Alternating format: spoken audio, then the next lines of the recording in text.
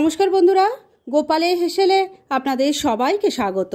আজকে আমি সকালের জলখাবারের জন্য একটুখানি মুগ ডাল দিয়ে দারুণ সুস্বাদু আর সেরকমই স্বাস্থ্যকর একটি রেসিপি আপনাদের সাথে শেয়ার করব, যেটা খুব কম সময় কম উপকরণে তৈরি হয়ে যাবে আর ছোট থেকে বড় সবাইকে কিন্তু নিশ্চিন্তে খাওয়াতে পারেন।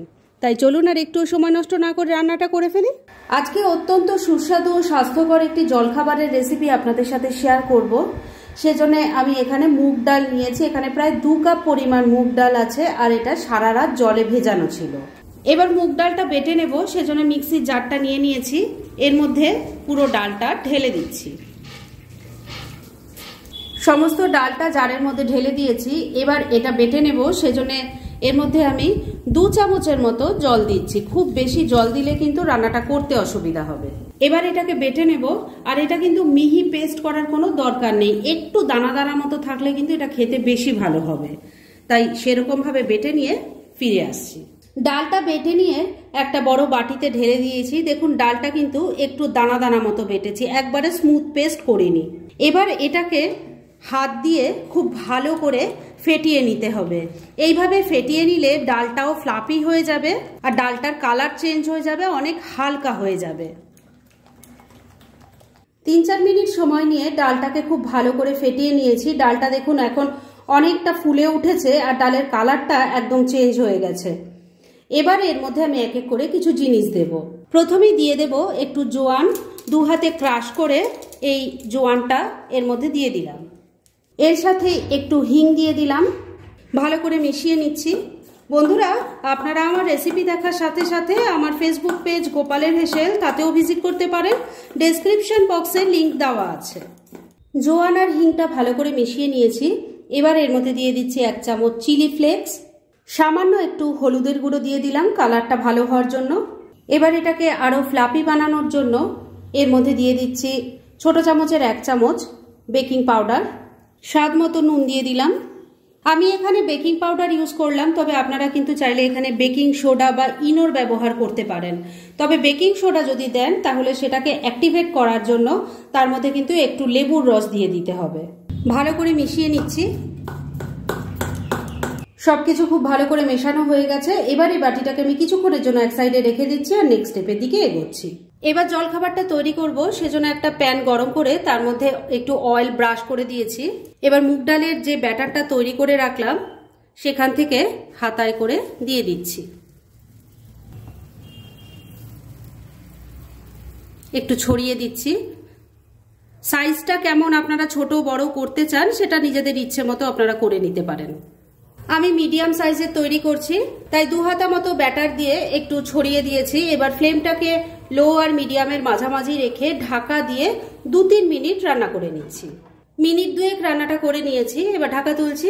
দেখুন ব্যাটারটা যে ঠিকঠাক হয়েছে তার প্রমাণ হলো, যদি ব্যাটার পাতলা হতো এখান দিয়ে কিন্তু জল বেরিয়ে যেত। ব্যাটার একদম ঠিকঠাক আছে বলে দেখুন সাইড দিয়ে কিন্তু কোনো লিকুইড কিছু বেরোয়নি। এবার এর ওপর আমি কিছু সবজি দিয়ে দেব। প্রথমে দিয়ে দিচ্ছি চপড করা গাজর। এই সবজিগুলো আগে যদি আমি দিতাম তাহলে কিন্তু সবই ভেতরে ঢুকে যেত, আর আমি সেটা চাইছিলাম না। ওপরটায় থাকলে পরে দেখতে ভালো লাগে। দিয়ে দিচ্ছি চপড করা বিনস। সবজি কিন্তু আপনারা নিজেদের পছন্দ অনুযায়ী দিতে পারেন, তবে সবই ছোট ছোট করে, মানে একদম চপড করে দিতে হবে। দিয়ে দিচ্ছি চপড করা কাঁচা লঙ্কা। ঝালটা অবশ্যই নিজেদের টেস্ট অনুযায়ী দেবেন। এবার দিয়ে দিচ্ছি চপড করা বাঁধাকপি। যদি আপনারা পেঁয়াজ খাওয়া পছন্দ করেন তাহলে এখানে চপড করে পেঁয়াজ দিতে পারেন। ওপর থেকে অল্প একটু চাট মশলা ছড়িয়ে দিচ্ছি আর সাইড দিয়ে দিয়ে দিচ্ছি অল্প একটু বাটার। এটা আপনারা অবশ্য তেলও দিতে পারেন, তবে বাটার দিলে টেস্টটা বেশি ভালো আসে। এবার আবারও ঢাকা দিয়ে মিনিট 2 রান্না করে নিচ্ছি। মিনিট 2 আবারও রান্নাটা হয়ে গেছে, ঢাকা তুললাম। বাটারটা দেখুন সুন্দর মেল্ট হয়ে চারিদিকে ছড়িয়ে গেছে। এবার এটাকে আস্তে করে নিয়ে উল্টে দিতে হবে। দেখুন এটা কিন্তু তোলা কিন্তু কোনো অসুবিধাই হবে না। দেখুন এটাকে সুন্দর করে উল্টে দিয়েছি। এবার এটাকে একটু চেপে দিচ্ছি যাতে অপর পাশে যে সবজিগুলো দিয়েছি সেগুলো ভালো মতো ভাজা ভাজা হয়ে যায়। আর এবার আরেকটা কাজ করতে হবে, সেটা হলো খুন্তিটা দিয়ে একটু মাঝে মাঝে এভাবে ফুটো করে দিচ্ছি, যাতে এর ভেতর অবধি স্টিমটা পৌঁছয় আর খুব ভালো মতো সেদ্ধ হয়ে যায়। আর আরেকটা জিনিস দেখিয়ে দিই, আওয়াজটা নিশ্চয়ই শুনতেই পাচ্ছেন আর বুঝতেই নিশ্চয়ই পাচ্ছেন যেটা কতটা ক্রিস্পি হয়েছে। খেতে যে কি অসাধারণ হয় সেটা একবার ট্রাই না করলে বুঝতেই পারবেন না। আর এর সাথেই কিন্তু আমি আর একটা চাটনি বানাবো। এই দুটোর কম্বিনেশনে জলখাবারটা কিন্তু একদম জমে যাবে। আর যে বাচ্চারা সবজি খেতে ভালোবাসে না তারাও কিন্তু আপনার কাছে বারবার বায়না করবে এটা বানিয়ে দেওয়ার জন্য। ট্রাই করে দেখুন একবার। এবার এটা তো দেখতেই পেলেন যে এটা উল্টাতে কিন্তু কোনো রকম অসুবিধা হবে না। এবার এই অপর পিঠটাতে একটুখানি ধনেপাতা কুচি দিয়ে দেব। যে যেরকম পছন্দ করেন, এখন শীতকালের ধনেপাতা তো খেতে বেশ ভালোই লাগে, দারুণ একটা সেন্ট থাকে। আর এর সাথেই আরো অর্ধেকটা বাটার দিয়ে দিলাম। যদিও এটা আপনাদের একদম নিজেদের পছন্দ অনুযায়ী করবেন, তবে বাটারটা দিলে খেতে কিন্তু অসাধারণ লাগে। অপর দিকে যে সবজিগুলো দিয়েছি সেগুলো যাতে ভালো মতো ক্রিস্পি হয়ে যায়, খেতে ভালো লাগে, সেজন্য আবারও ফ্লেমটাকে লো আর মিডিয়ামের মাঝামাঝি রেখে ঢাকা দিয়ে মিনিট 2 রান্না করে নিচ্ছি। মিনিট 2 আবারও রান্নাটা হয়ে গেছে। এবার ঢাকা তুলছি। বাটারটা সুন্দর দেখুন মেল্ট হয়ে গেছে। এবার এটাকে আবারও একটু উল্টে দেব।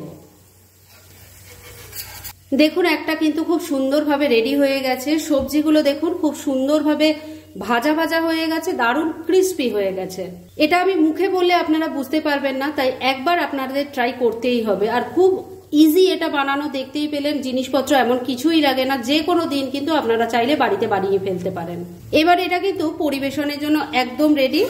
এটাকে আমি এবার তুলে নিচ্ছি। দেখুন এটা সামনে থেকে দেখাচ্ছি কতটা লোভনীয় হয়েছে, আপনারা দেখে নিশ্চয়ই কিছুটা আইডিয়া করতে পারছেন। আর যখন নিজেরা তৈরি করে খাবেন তখন একবারে ভালো মতো বুঝবেন যে কত সুন্দর খেতে হয় এটা আর কতটা হেলদি। যাই হোক, এবার এটাকে আমি তুলে নিচ্ছি। আর এইভাবে আরেকটাও তৈরি হবে, সেটাকে আমি তৈরি করে নিই। তারপর চাটনিটা কিভাবে তৈরি করছি সেটাও আপনাদের সাথে শেয়ার করব। জলখাবারগুলো তৈরি করে নিয়েছি। এবার এই জলখাবারের সাথে পরিবেশন করব যে চাটনিটা, সেটা তৈরি করব। সেজন্য মিক্সির জারটা নিয়ে নিয়েছি। এর মধ্যে প্রথমেই দিয়ে দিচ্ছি ছোট 1 কাপ ভুজিয়া। এর মধ্যে দিয়ে দিচ্ছি 1 মুঠো ধনেপাতা, দিয়ে দিচ্ছি 2টো কাঁচা লঙ্কা ফাটিয়ে দিয়েছি, ঝালটা নিজেদের টেস্ট অনুযায়ী দেবেন। একটা মিডিয়াম সাইজের টমেটোকে 4 টুকরো করে নিয়েছি, সেটা দিয়ে দিলাম। সামান্য একটু হলুদের গুঁড়ো দিয়ে দিলাম। দিয়ে দিচ্ছি অল্প একটু লঙ্কার গুঁড়ো। টেস্টটা এনহ্যান্স করার জন্য এর মধ্যে দিয়ে দিচ্ছি 2 চামচ আমচুর পাউডার। স্বাদ মতো নুন দিয়ে দিচ্ছি, তবে নুনটা দেওয়ার আগে কিন্তু খেয়াল রাখবেন আমচুর পাউডার দেওয়া হয়েছে, তাতেও কিন্তু নুন থাকে। এবার সামান্য একটু জল দিয়ে দিচ্ছি।